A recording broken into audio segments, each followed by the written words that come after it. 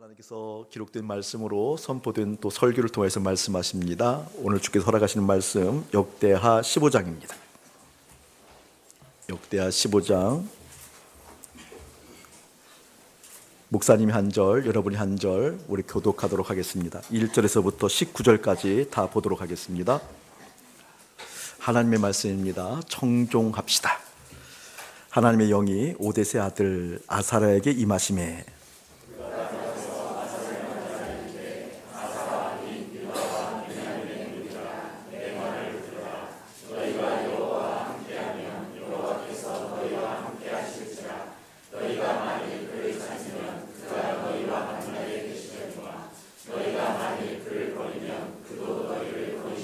이스라엘에는 참신이 없고 가르치는 제사장도 없고 율법도 없은 지가 오래되었으나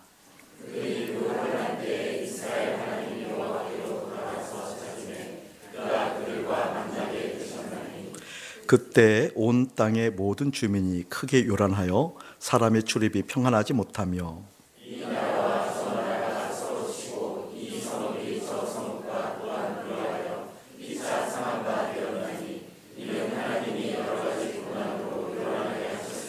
그런즉 너희는 강하게 하라. 너희의 손이 약하지 않게 하라. 너희 행위에는 상급이 있음이라 하시니라.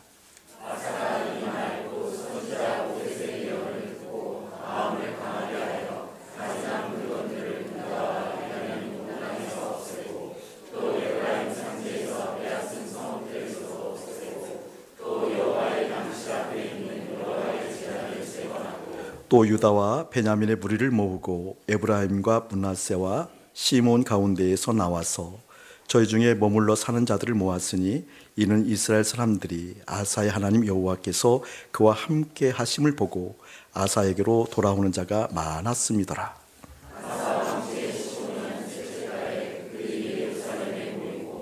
그날에 노력하여 온 물건 중에서 소 700마리와 양 7,000마리로 여호와께 제사를 지내고 또 마음을 다하고 목숨을 다하여 조상들의 하나님 여호와를 찾기로 언약하고 이스라엘 하나님 여호와를 찾지 아니하는 자는 대소 남녀를 막론하고 죽이는 것이 마땅하다 하고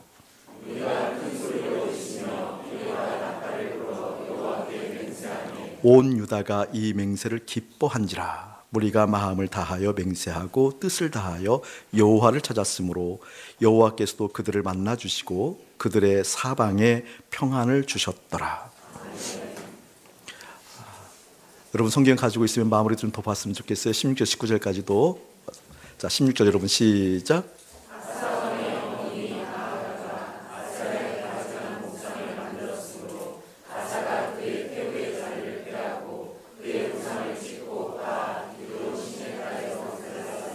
산당은 이스라엘 중에서 제하지 아니하였으나 아사의 마음이 일평생 온전하였더라.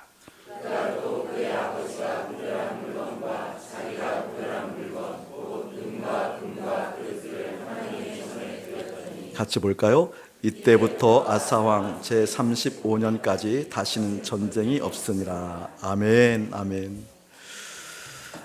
이번 한 주간에도 하나님께서 저희들에게 하나님의 마음을 나타내 보여주셨어요. 그것은 예수를 믿는데 세상에 마음을 다시 둘 수 있는가? 아니요, 그럴 수 없다라는 하나님의 마음 나타내 보여주셨어요. 다시 한번 목사님 주목할까요? 예수 믿는데 세상에 이 마음을 다시 둘 수 있는가? 내지는 세상에 이 마음을 다시 빼앗길 수 있는가? 내지는 세상에 대해서 이 마음을 다시 유혹받고 유혹에 대해서 당할 수 있는가? 아니요, 그럴 수 없다라는 거죠. 이것을 좀 더 다른 식으로 풀게 되어지면 아사에게 주어진 마음처럼 일평생 온전한 마음이 오늘 설교를 통하여서 소원되게 될 겁니다. 그 은혜가 여러분에게 임하기를 예수님이 축복해요. 오늘 설교를 다 들은 다음에 두 가지가 형성되어져야 돼요. 하나는 그래, 일평생 이 마음이 흔들리지 아니하고 온전하게 하나님께 있었으면 참 좋겠다는 소원.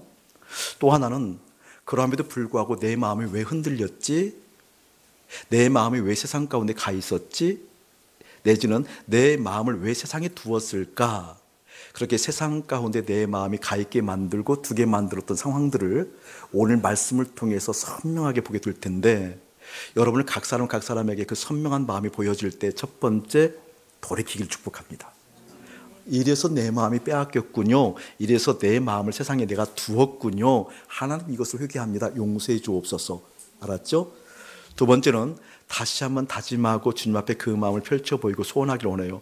하나님, 이 세상 끝날까지 내 마음이 흔들리지 아니하고 주님 바라보는 온전한 마음 저에게 허락하여 주옵소서. 나에게 정직한 영을 허락하시고 나에게 정직한 마음을 허락하셔서 좌로나 우로나 치우치지 아니하고 아사르 주님을 향할 수 있도록 하나님 은혜 베풀어 주세요 라고 하기를 예수님을 축복합니다.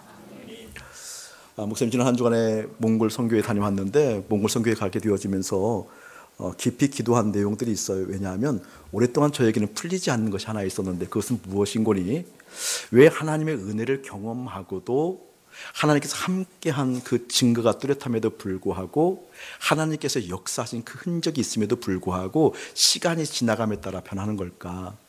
예를 들면 유럽 교회가 그렇잖아요. 그 건물 자체가 그 건축사에 있어서 큰 유적이 되어지고 의미가 있을지 모르지만 그곳에 십자가의 복음이 떠나가게 되어지고 하나님 함께한 흔적이 떠나가게 되어지고 추락해버린 유럽 교회. 그뿐만 아니잖아요. 미국 교회도 마찬가지잖아요. 그토록 번성하고 그토록 하나님의 은혜를 경험하고 그토록 하나님이 함께한 흔적이 있었음에도 불구하고 한 세대가 지나가 버렸을 때 하나님의 영광이 떠나가 버린 큰 건물만 덩그러니 남아있는 옛 추억에 잡혀있는 사람들만 남아있는 그러한 모습을 우리가 보잖아요. 미국만 그런가요? 현재 우리 한국교회를 그러한 위기라고 얘기하잖아요. 한국교회 가운데 덩치는 커질지 모르지만 그곳에 하나님께서 임재하셔서 하나님의 마음이 흘러가고 하나님의 뜻이 흘러가는 하나님의 사람들을 볼 수 없다라는 그 아픈 마음들을 이야기하잖아요. 몽골에 가게 되어지면서 그런 의문들이 늘 있었거든요. 하나님이 이 몽골에 지금 선교의 바람이 불어오고 이 몽골에 하나님의 사람들이 들어와서 헌신하며 땀 흘리며 주의 말씀을 증거하는데 이곳에서 우상이 떠나가고 이곳에서 하나님의 마음이 불러일으켰을 때 분명하게 하나님 함께한 흔적으로 말미암아 심령, 내적인 부흥뿐만 아니라 외적인 삶에서도 큰 변화가 있을 터인데 이 몽골 땅에도 유럽 교회와 마찬가지로 미국 교회와 마찬가지로 한국 교회와 마찬가지로 한 세대가 지나가고 두 세대가 지나갔을 때 또 추락해버린 현상에 대해서는 이제 거부합니다. 이제 그것은 원하지 않습니다. 하나님 그 이유를 가르쳐 주시옵소서 라는 기도가 있었거든요. 근데 제가 정말 놀랐어요. 왜 놀랐는구니 오늘 이 본문은 이미 선교 떠나기 전에 주부를 여러분에게 주고 간 거잖아요. 그건 지난주에 이미 하나님의 마음을 받고 본문을 받았던 본문인데 이 본문을 묵상하다가 그에 대한 해답인 것을 알고 너무나 놀랐어요. 마음 가운데 품었던 그 해답이 오늘 본문 가운데 깊이 담겨져 있는 것을 보고 너무 놀랐어요. 자, 이것을 여러분에게 적용하고 저에게 적용하면 이런 거예요. 내가 예수님을 만났어요. 십자가의 복음을 만났어요. 복음의 영광스러움을 보게 되었어요. 그리고 그 완전한 복음 앞에 나를 굴복시키는 내 속에 정한 마음을 달라고 기도하게 되어지면서 내 안에 자리 잡고 있는 우상과 같은 모습들을 깨트려 버렸어요. 그리고 하나님 앞에서 순결하게 살기를 다짐하고 열심을 다해 달려갔어요. 그때 하나님께 부어주신 것이 있었잖아요. 하나님께서 우리 가운데 주신 은혜가 있었어요. 함께한 흔적이 있었어요. 우리의 마음 가운데 주님을 향한 갈급함도 주셨고 삶 가운데 안정감도 주셨고 뭔가 우리 삶 가운데 샬롬의 은혜를 주셨어요. 그런데 이상하죠? 시간이 지나감에 따라 그것조차도 메말라 버리는 현상이 있더라. 시간이 지나감에 따라서 그 믿음은 그 열정은 그 설레임은 그 풋풋한 하나님과 관계는 온데간데 없고 오히려 앙상한 뼈만 남아있고 종교적 행위만 남아있고 종교적 열심만 남아있어서 그 말라 비틀어진 모습들만 남아있는 우리의 믿음의 모습들 오늘 말씀을 통해서 아울러 회복하는 역사가 있기를 예수님을 축복합니다. 몽골에 갔더니 이번에 두 번째 가게 되어지잖아요. 같은 곳, 같은 장소, 같은 은혜. 한 가지 첨가되었다고 한다면 이번에는 그 목회자 훈련원에 속해 있는 현지 목회자들과 함께 세미나를 하는 시간도 가졌어요. 3박 4일 동안 일정을 마치고 나서 목요일 저녁부터 비행기 타기 3시간 전까지 목사님들만 따로 모아놓고 세미나하는 시간들을 가졌어요. 몽골 보게 되어지니까 인구가 300만이더라고요. 전 세계에 흩어져서 정착한 사람들을 보게 되어지만 2,400만 정도 되어지는데 그 외몽골 그 대륙에 남아있는 실제 인구는 300만 정도예요. 근데 그 300만 중에서 20만 명 이상이 한국에 와 있습니다. 별로 안 놀라네요. 20만 명 정도 한국에 나와 있어요. 그 땅의 면적은 한반도의 7배입니다. 남한으로 치면 14배에서 15배 정도의 큰 곳이죠. 그들의 국민소득을 보게 되어지면 우리 한국, 남한, 우리 한국의 10분의 1 정도 수준밖에 되지 않아요. 그리고 거기는 이제 소련의 위성국가 있잖아요. 소련의 형제국가. 그렇기 때문에 소련에서 몽골을 다 책임져 주고 살렸어요. 그런데 구소련이 무너지게 되어지면서 경제적으로 심한 타격을 입었고 가장 먼저 수교한 나라가 한국입니다. 수교한 나라 한국. 한국과에서는 밀접한 연관이 있는 거죠. 그리고 그곳에는 라마 불교가 한 90% 이상이 되어지고 그리고 기독교가 3% 정도 되어져요. 지금 막 하나님의 사람들이 그곳에서 온 마음을 다해서 몽골 사람들에게 주의 말씀을 십자가의 복음을 전하고 있는데 그들에게 하나님의 놀라운 사랑과 은혜가 예수 그리스도로 말미암아서 일어나는 부흥이 막 시작되고 있어요. 어떻게 보게 되어지면 지금 이 순간이 몽골에 있어서는 기독교 사회에 있어서 굉장히 중요한 시기라고 볼 수 있어요. 한 가지 마음을 좀 아프게 했던 여러 가지 일들 중에서 한 가지가 있었는데 참 사람이 악해요. 구소련이 위성국가로 형제국가로 있었을 때 그 식민지화하는 정책을 펼칠 때 그 묘한 정책을 하나 펼치는데 참 악하더라고요. 원래 몽골 사람들에게는 예전에 중국으로 얘기하면 원나라 족속들이잖아요. 그들에게는 가문이 있었어요. 가문. 그 패밀리 네임이 있었던 거죠. 이 선생님 성이 이잖아요. 성씨가 있었어요. 원래는 있었는데 소련이 그들을 위성국가 삼게 되어지면서 식민화할 때 우민화 정책을 쳤을 때 그 성씨를 없애버려요. 없애버리고 그 자녀는 아버지의 이름이 성씨가 되어져요. 은총이의 성씨는 이은총이 아니라 선세은총 이렇게 되어져요. 은총이의 아들도 있고 딸도 있을 텐데 은총이 아들과 딸은 은총 누구, 은총 뭐 이렇게 되는 거죠. 그러니까 성씨 자체가 패밀리 네임 자체가 한 세대면 없어지는 거잖아요. 그러니까 그 집단화, 그 나라의 정체성 자체가 흐릿해진 거예요. 개별화는 있어도.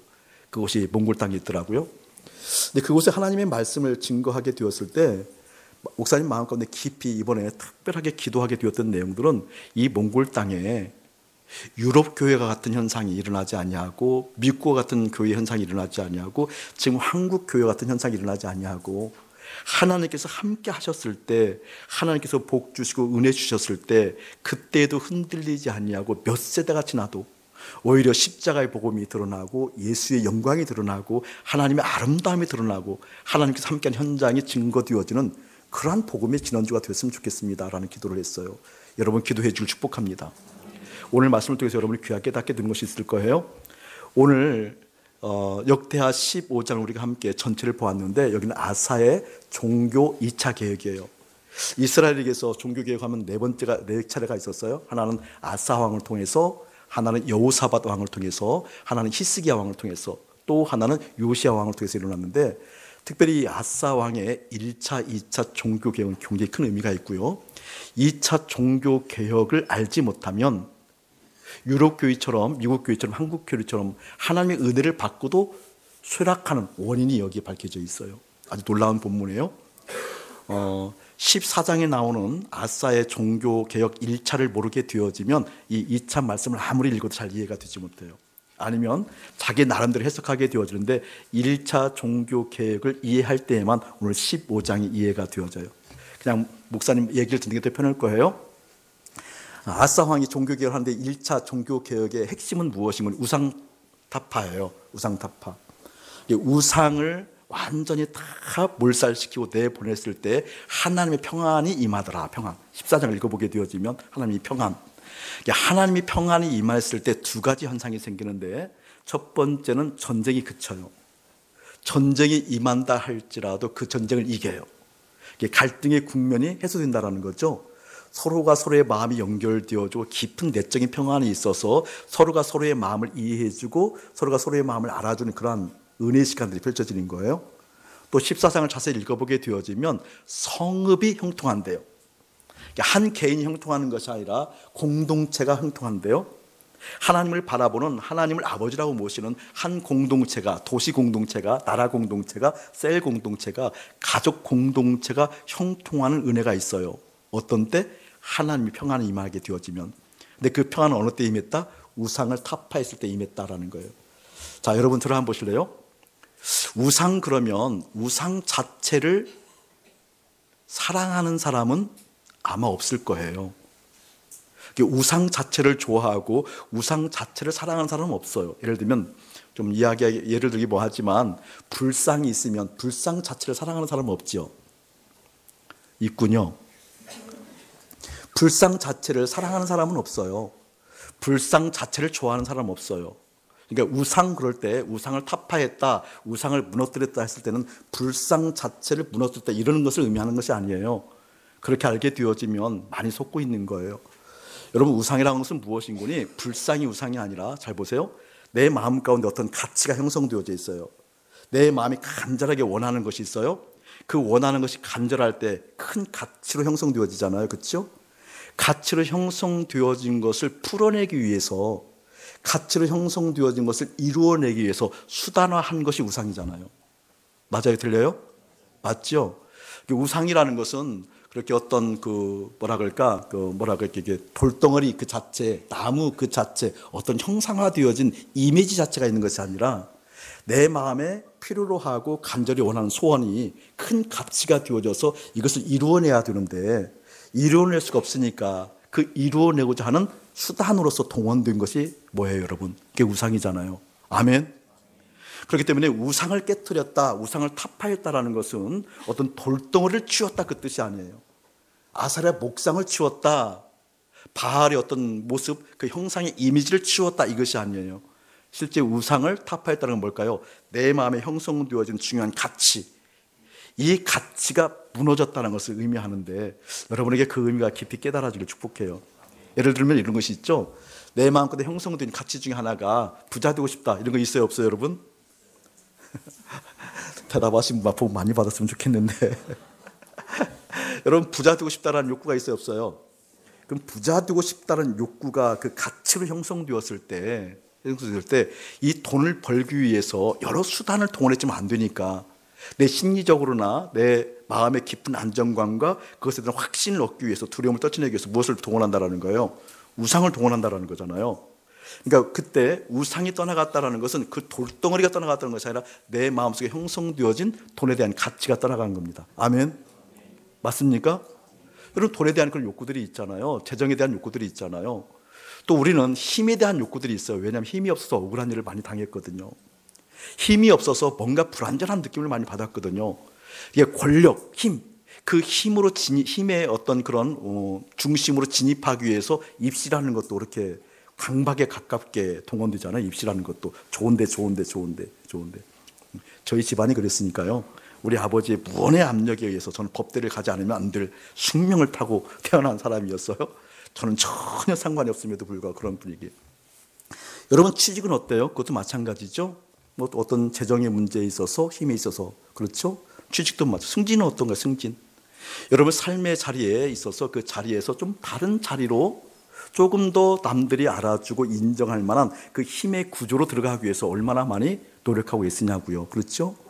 그러니까 우상이 깨졌다라는 것은 힘이 없으면 안 돼, 권력은 필요해, 그런 정도로 넘어서서 거기에 대한 강박에 가까운 어떤 우리 열심들이 있잖아요.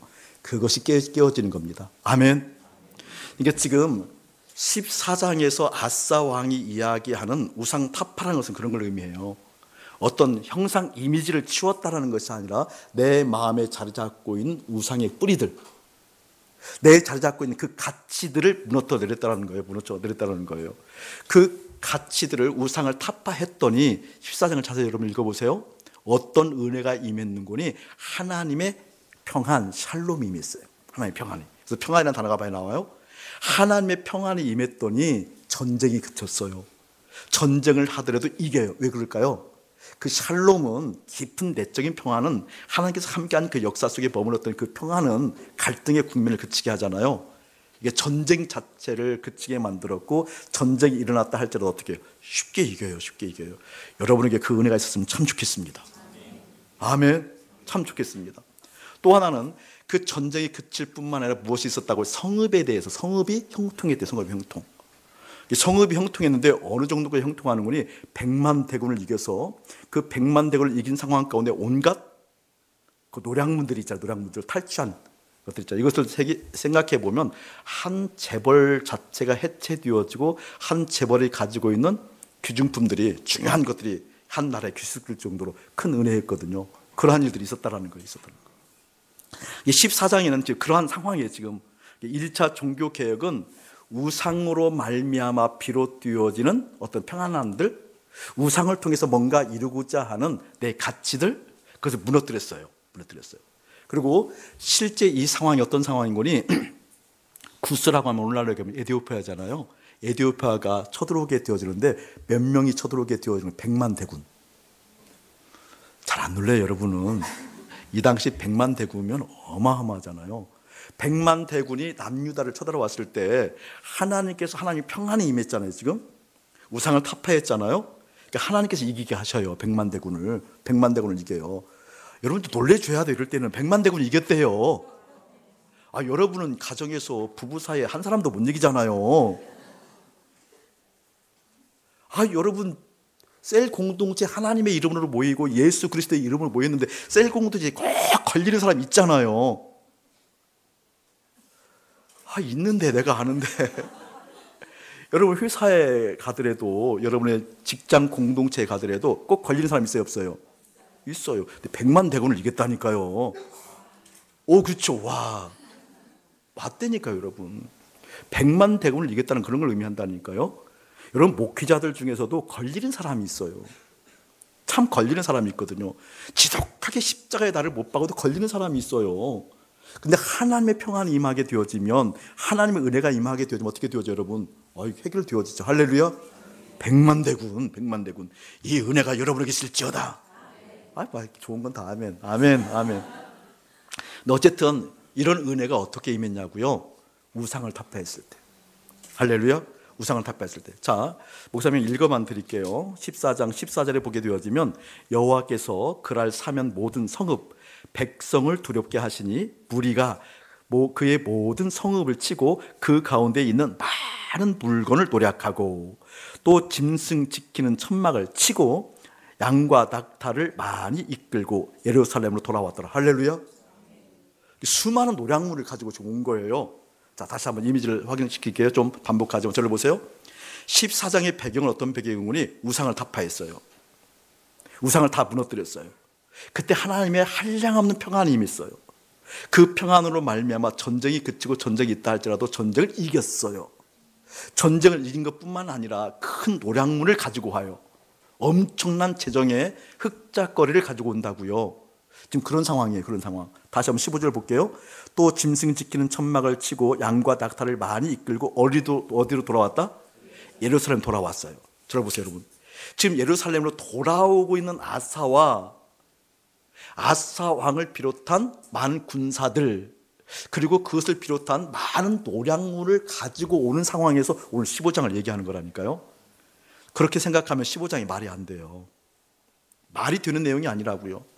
왜냐하면 15장에서도 회개하라고 얘기하고 있거든요. 지금 우상을 다 타파했는데, 타파하고 하나님께서 함께하는 흔적이 분명한데, 하나님께서 복 주신 흔적이 분명한데 그 복을 가지고 돌아오는 사람에게 심지어 이렇게 얘기하고 있다는 거예요. 3절 한번 읽어보세요. 시작. 이스라엘에는 참신이 없고 가르치는 제사장도 없고 율법도 없은 지가 오래되었다. 오래되었대요. 세상에 오래되었대요. 이게 말도 되지 않는 거거든요. 14장을 배경을 통해서 15장이 해석되어져야만 제대로 보이는 거예요. 저를 보실래요, 여러분? 이스라엘에 참신도 없고 율법도 없고 제사장도 없대요. 이게 말도 되는 얘기 아니거든요, 사실. 이스라엘은 어떤 민족이에요? 선택되어진 선민이죠. 선민이 있다라는 것은 신이 있다라는 거잖아요. 하나님이 있다라는 거잖아요. 그러니까 하나님이 계시고 그러함에도 불구하고 선민된 그들이 하나님을 안 찾을 수는 있으나 그곳에 하나님이 없다. 말이 돼야 안 돼요? 말이 안 돼요, 지금. 더군다나 우상 다 타파하고 하나님 함께한 증거를 가지고 지금 돌아오는 마당에 이런 얘기를 한다라는 거예요. 이게 무슨 얘기일까? 뒤에 보면 다 그런 얘기예요. 지금 어떤 얘기인 거니? 4절, 5절, 6절 보게 되면 다 그런 얘기예요. 너희들 회개해야 된단다. 너희들 새롭게 정비해야 된단다. 아니 이처럼 어처구니 없는 내용이 어떤 얘기인군요. 여러분 이것을 알면 유럽 교회가 쇠락한 것이 보여집니다. 한국 교회가 쇠락해져가는 과정을 보게 되어집니다. 왜 예수를 믿고도 하나님의 은혜를 받고도 내 마음이 건조해지고 있는지 그 이유를 보게 될 겁니다. 여러분이 보게 되어지길 예수님 축복합니다. 그걸 기도했어요. 목사님 몽골에 가서 하나님 이 몽골 땅에 라마 불교가 90% 이상이 되어지고 하나님의 사람들이 하나님의 마음을 가지고 와서 이곳 가운데 분명하게 우상을 타파하는 일에 앞장설 텐데, 주님을 바라보고 주님을 기뻐하는 일들에 앞장설 텐데, 그러면 이들에게 반드시 하나님께서 함께한 증거가 있을 텐데, 그 증거는 첫째는 하나님의 평안이 임하고, 하나님의 평안이 임했을 때 그들의 삶의 모든 국면에서 갈등들이 그쳐져 가는 것을 볼 텐데, 그때 하나님을 바라보는 그 열심을 통하여서 하나님께서 함께하는 그 흔적으로 말미암아 이들에게 형통이 무엇인지를 구체적으로 볼 텐데, 그럼에도 불구하고 이들이 유럽 교회처럼 되어지는 것이 두렵습니다. 왜 그렇죠, 하나님? 이들이 미국 교회처럼 한국 교회처럼 되어질까 두렵습니다. 하나님 그것을 포기하셔서 이들에게 하나님의 마음을 들려주는 통로 되게 해주십시오 라고 기도했을 때, 이 본문, 저는 생각지도 못했어요. 이 본문을 이미 일주일 전에 미리 하나님 마음만 받아놓고 간 거잖아요. 근데 그 대답인 줄 몰랐어요. 너무 깜짝 놀랐어요. 자, 이런 겁니다, 여러분. 14장은 핵심은 무엇인가? 우상을 타파한 거예요. 우상을 타파했다는 건 무엇을 의미하는 거니? 우상을 통해서라도 내 마음 가운데 중요하게 자리 잡고 있는 가치를 이루겠다는 의지잖아요. 그렇죠? 무엇을 통해서 내가 형통하겠다라는 거예요? 우상을 통해서. 맞죠? 그걸 타파해버린 거예요. 타파해버리니까 하나님께서 은혜를 주셨어요, 지금. 그리고 그 은혜를 받고 돌아와요. 하나님께서 복 주셔서 실제 쉽게 얘기하면 재정의 복을 받았으면 재정을 가지고 오는 거거든요. 건강의 복을 받았으면 건강의 복을 가지고 오는 거거든요. 근데 회개하래요. 무슨 얘기일까?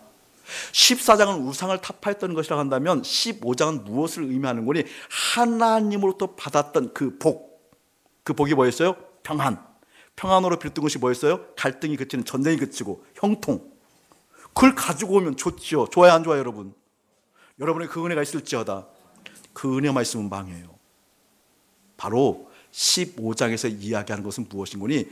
하나님부터 받았던 그 형통을 주목했을 때 결국은 타락한다, 그 뜻이에요. 아멘. 하나님께서 받은 그 평안에 주목했을 때, 하나님께서 우리 가운데 오셔서 역사하시는 그 역사에 주목했을 때, 하나님 입시의 문제, 하나님 취직의 문제, 하나님 결혼의 문제, 내 삶 가운데 재정의 문제, 그때 그것을 위해서 내가 하나님 앞에 반듯하지 못한 관계를 고치고 내 마음껏 자리 잡고 있는 우상들 다 뿌리쳤을 때, 그때 하나님께 부어진 역사, 오 할렐루야, 좋았어요. 그런데 그것에 집중하면, 그것에 주목하면 유럽교회 되어진다, 그 뜻이에요. 그게 15장이에요. 할렐루야. 하나님께서 저희 교회에게 주시는 은혜가 있어요. 우리가 마음을 반듯하고 우리의 우상을 타파하고 주님을 바라보는 열심들이 있어요. 십자가의 복음으로 나가는 은혜가 있어요. 복음 아니면 안 된다는 은혜가 있어요. 복음이 결론된다는 은혜가 있어요. 이때 하나님께서 여러 가지를 주실 거예요. 그런데 주시는 그것에 마음 빼앗기면 결국 또 망한다. 아멘. 아사의 2차 종교개혁을 주목하여 축복합니다. 1차는 우상이었지만 2차는 무엇이었어요? 하나님께서 베푸신 그 축복에, 하나님께서 베푸신 그 평안에, 하나님께서 베푸신 그 형통에 내 마음이 가 있는가 살펴보기를 예수 이름으로 축복합니다. 할렐루야. 한국교회 이렇게 쇠락하고 있죠.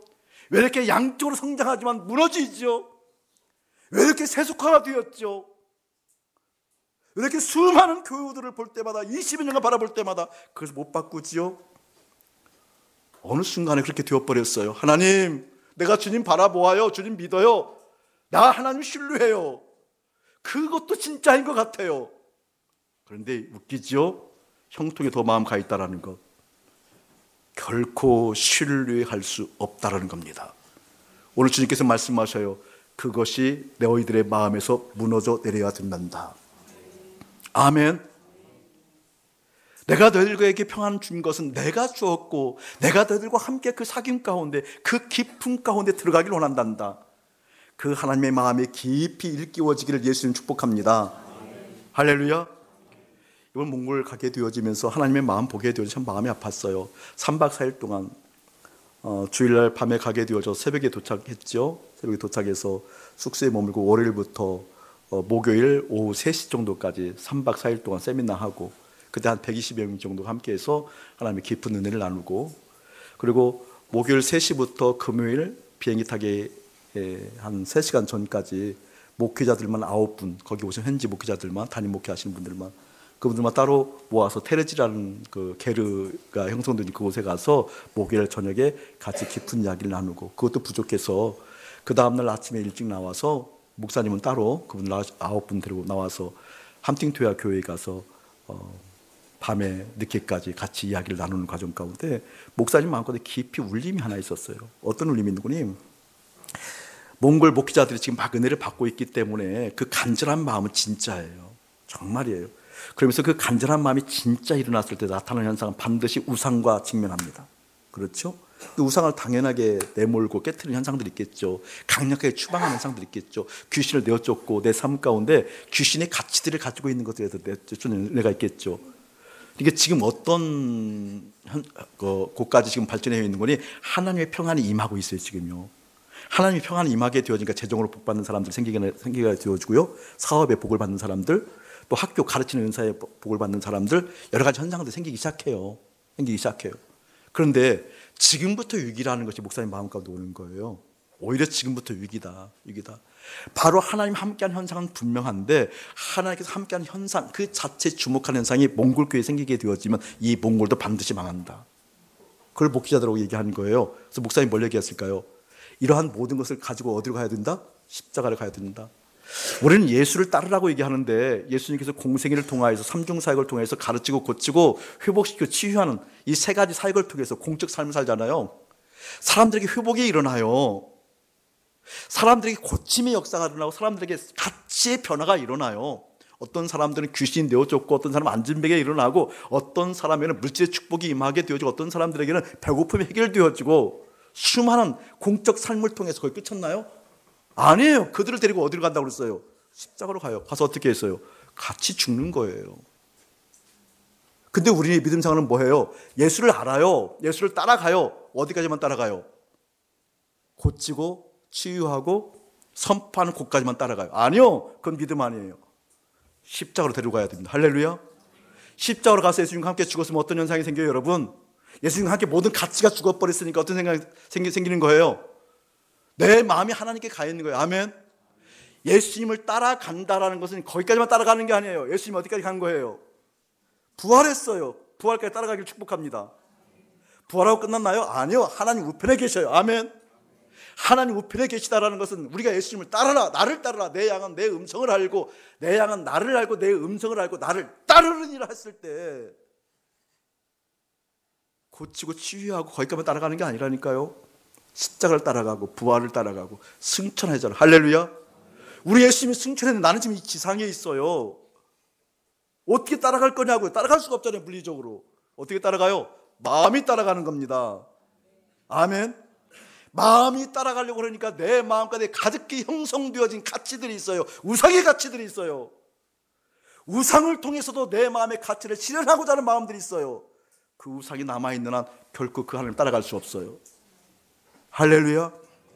근데 이번에는 그 우상을 타파했고 하나님을 바라보았는데 하나님께 주신 또 축복이 있네, 고침이 있네, 새로워지는 은혜가 있네. 거기에 홀라당 또 마음을 빼앗겼다, 그 뜻이에요. 15장이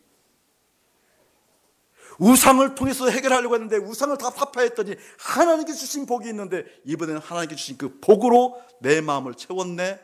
그것을 다 떠나보내야 된다는 메시지입니다.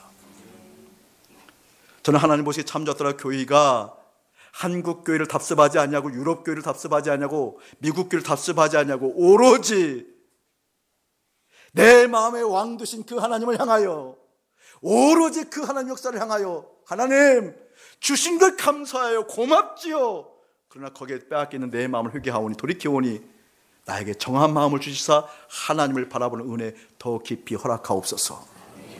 여러분에게 이루어질 예수님 축복합니다. 어떻게 그것이 이루어지는가 그걸 봐야 되잖아요.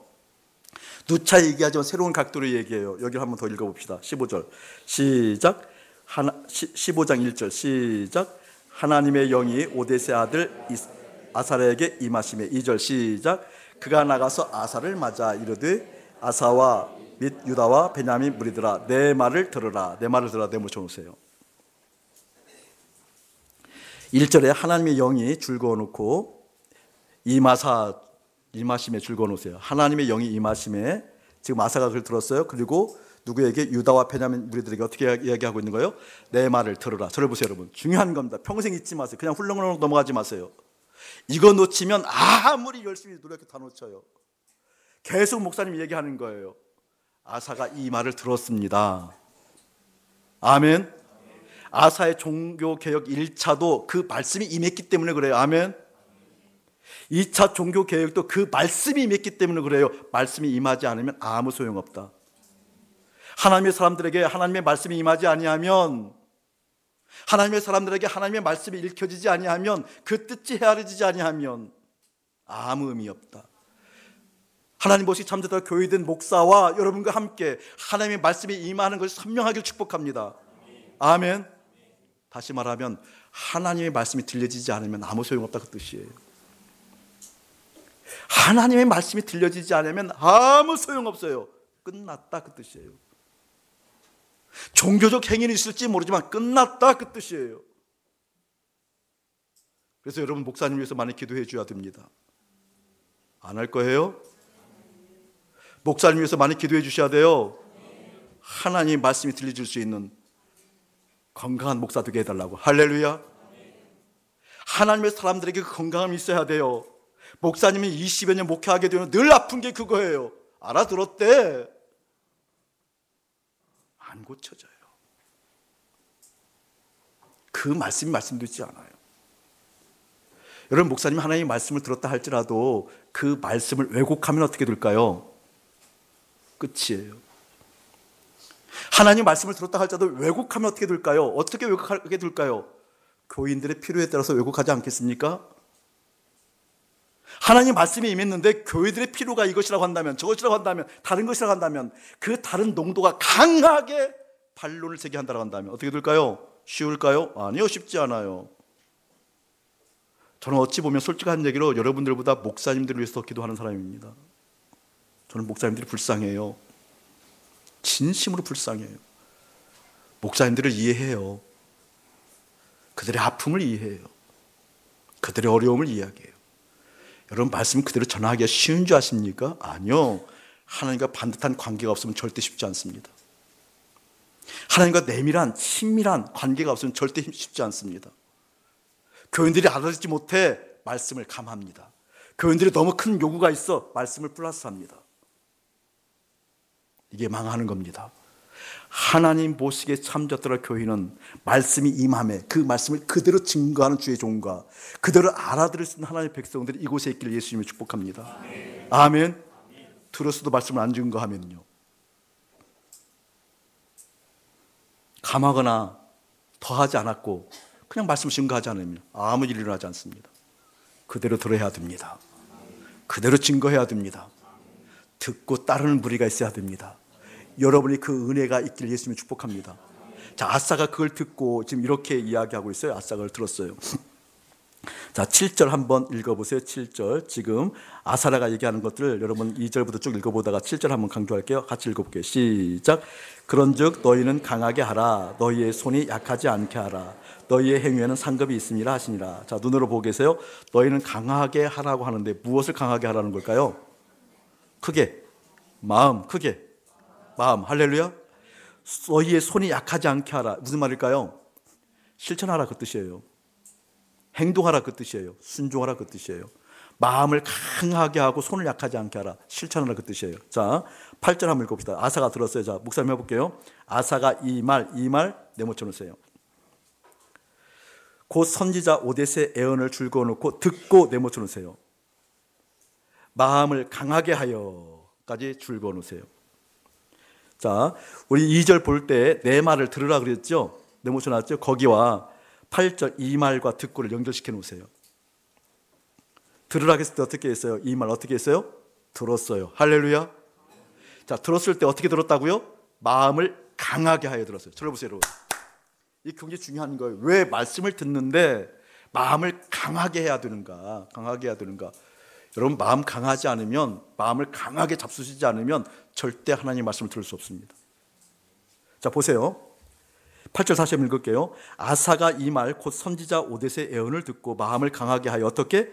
가증한 물건들을 유다와 베냐민 온 땅에서 어떻게? 없애고 또 에브라임 산지에서 빼앗은 성읍들에게서도 없애고. 저를 보세요.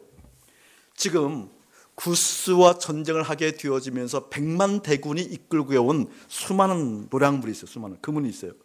그 당시에 100만 대군이 이끌고 왔을 때, 또 모든 성읍들이 있었을 때 거기 가지고 있는 귀중부들이 많이 있었겠죠. 100만 대군이 쓸 정도만 가지고도 여러분 어마어마한 거예요.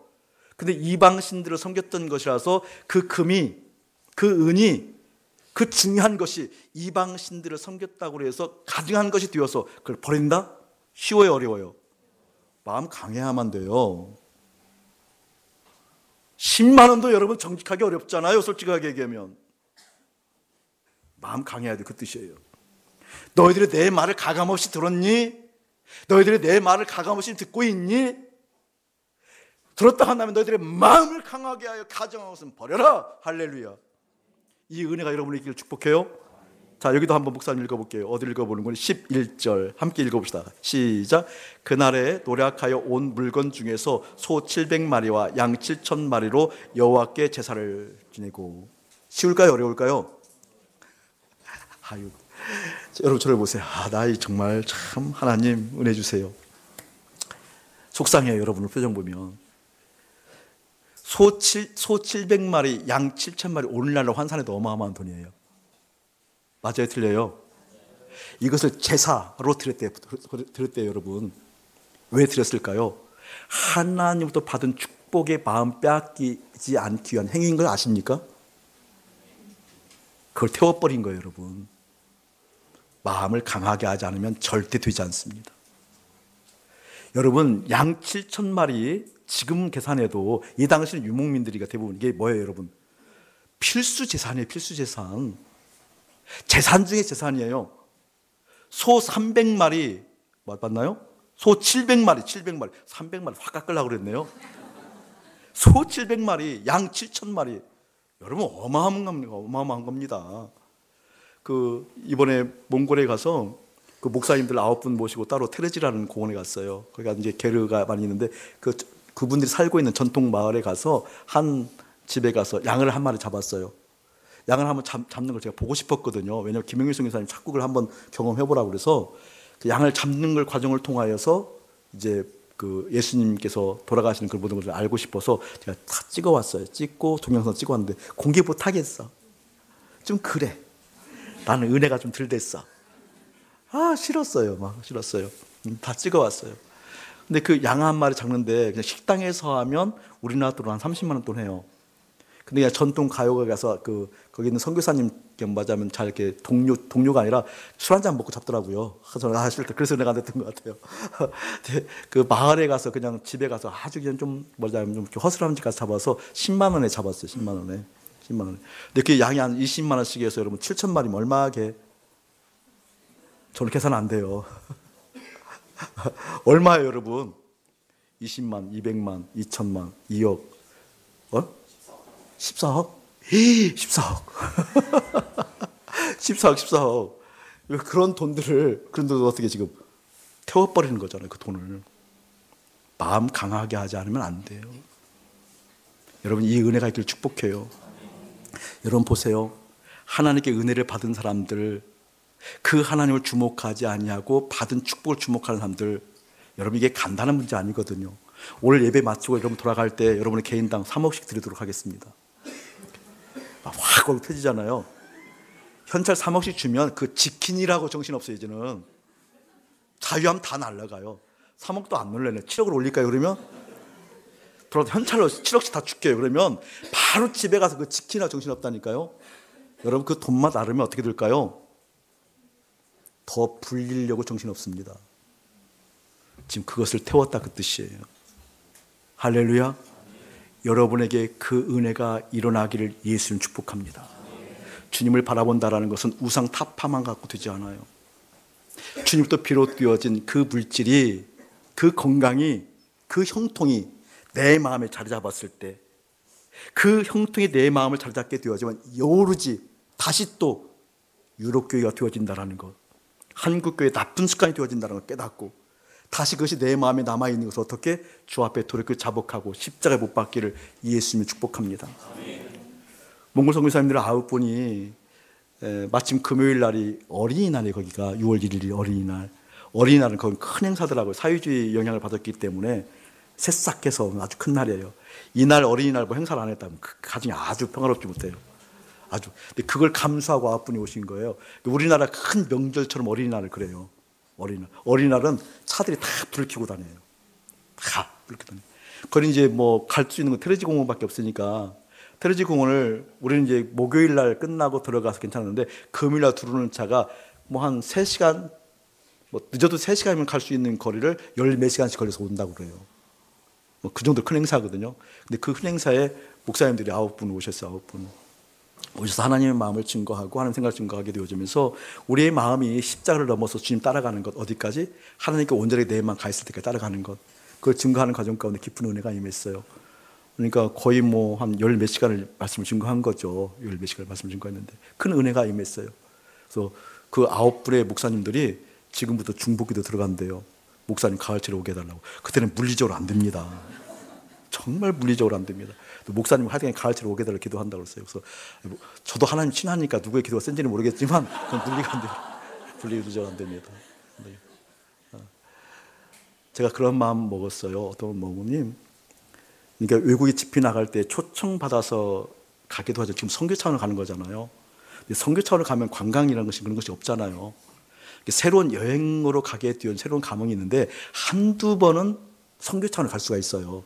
특별히 이제 제가 음식에 좀 민감하잖아요. 근데 음식을 하여튼 2년 동안 잘 버티고 살아요. 거기는 주식이 고기예요. 좋아할 것 같죠? 못 먹어요. 아주 힘들어요. 아주 힘들어요. 또 그 수양관 아주 별도의 공간에서 있게 되어지고 정말 커피가 생각나서 거기 공항이 한 20분 거리인데 밤에 선교사님 꼬셔서 공항 가서 차 한잔 마시고 왔어요.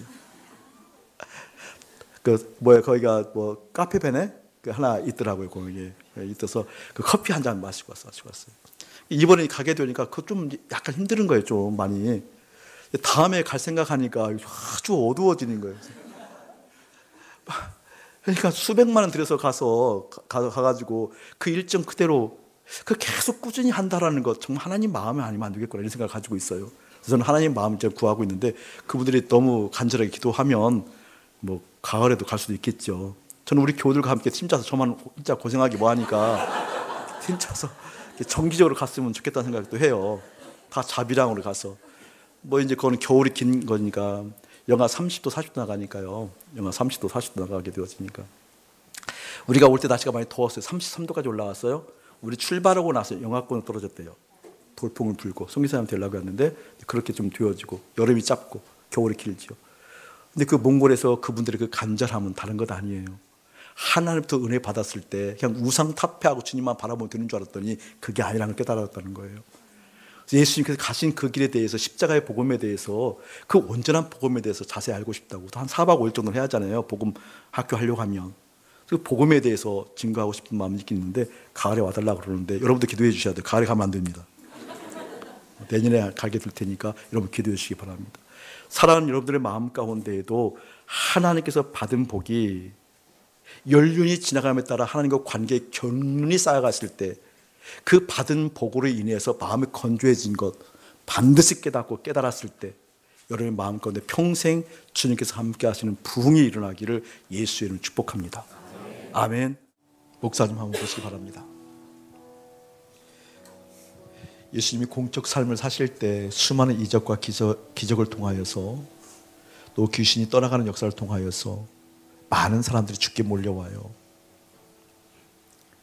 오병이어의 역사를 일으킬 때는 수만 명의 사람들이 주님을 따라오면서 이렇게 얘기해요. 우리의 왕이 되어 주소서. 이제 교회가 온 거거든요. 우리 식으로 얘기하면 수많은 무리들이 따르거든요. 로마의 식민지로부터 해방할 수도 있는 교회가 온 거예요. 유다 공동체 삶의 질을 바꿀 수 있는 능력도 구비된 거예요.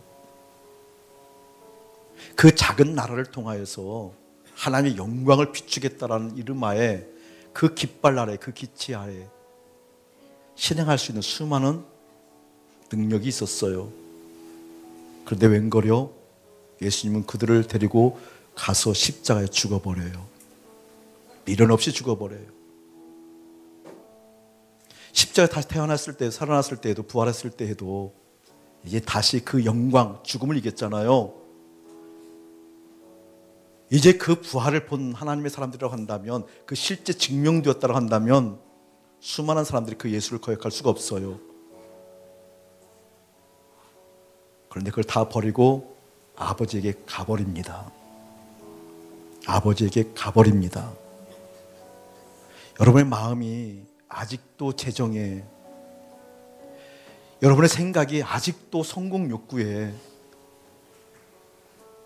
여러분의 몸부림 그 노력이 아직도 안전의 장치에 머물러 있는 것 회개하기를 축복합니다. 우리 예수님이 모든 것 다 버리고 미련 한 자락 내려놓지 않고 바로 아버지께 간 것은 딱 하나예요. 천국이 실제 되었기 때문에 그래요. 누가 천국이 실제 될 수 있어요? 누가 그 천국을 실제 볼 수 있어요? 예수님과 함께 십자가에서 죽은 사람들뿐만 그렇습니다. 그 예수님과 함께 십자가에서 부활한 인생만 그렇습니다. 아멘. 아멘. 내가 예수를 믿음에도 불구하고 여전히 병든 자아가 있어서 예수님의 공생에 머물러 있어서 나 고침받았어 할렐루야,